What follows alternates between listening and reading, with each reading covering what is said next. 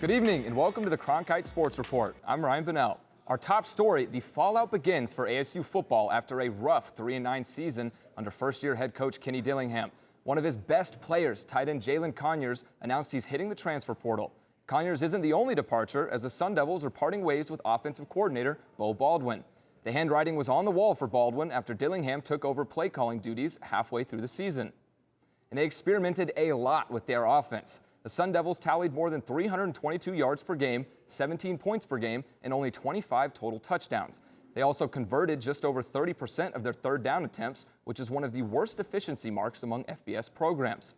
Something not many teams can say in 2023, 4 different players started at quarterback, and 2 other players, including Conyers, took snaps for the Sun Devils this season. Meanwhile, Arizona is officially ranked 15th in the college football playoff rankings. The CFP rankings were released last night, and Georgia, Michigan, Washington, and Florida State occupy the top 4 spots, and all 4 teams are undefeated. The final rankings by the committee will take place this Sunday, and the top 4 teams will earn spots in the playoffs.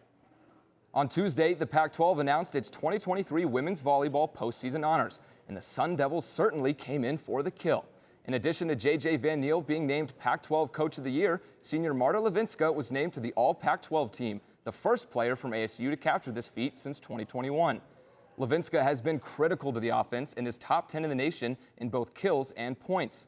With 4 additional players given an honorable mention, this was the most postseason conference honors given to the squad in program history.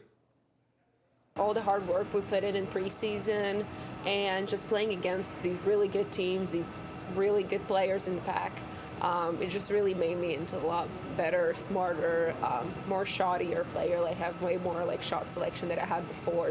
Our team put in so much work, and obviously without them, I wouldn't have received this title. So, yeah, it's just good feeling that all the hard work paid off. The Coyotes opened a 5-game homestand last night at Mullet Arena in winning fashion, beating the Tampa Bay Lightning 3-1. It's the team's second straight win, backed by another strong performance from goalie Connor Ingram.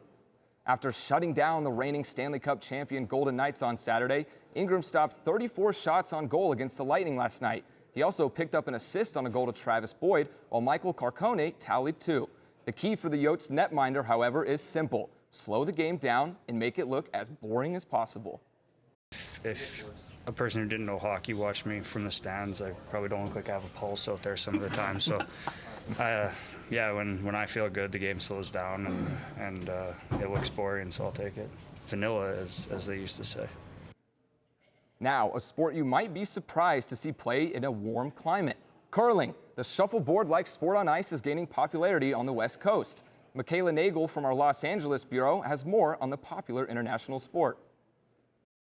Hollywood Curling is a volunteer-run nonprofit organization that started in 2007. The club is made up of passionate athletes who want to bring exposure to the community here in Los Angeles.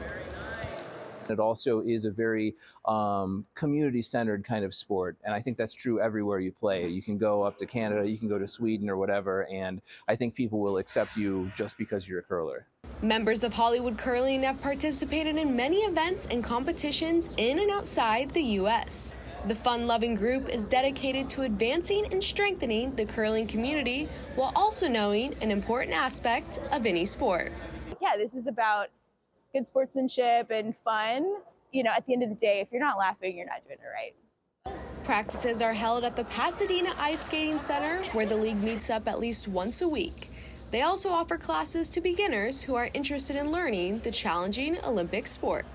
It is a little bit of a steep learning curve at first, but then once you get that down once or twice, you come back, you can join a league, start playing, and you'll be totally fine. The Hollywood Curling Club runs for 8 weeks during the winter while still practicing throughout the year to master the sport. Their hope is to make the sport more accessible by growing it, one curler at a time. In Los Angeles, California, Michaela Nagel, Cronkite News. That's it for your Cronkite Sports Report, and for the last time in front of this logo, I'm Ryan Bunnell. Aaron and Alex, back to you.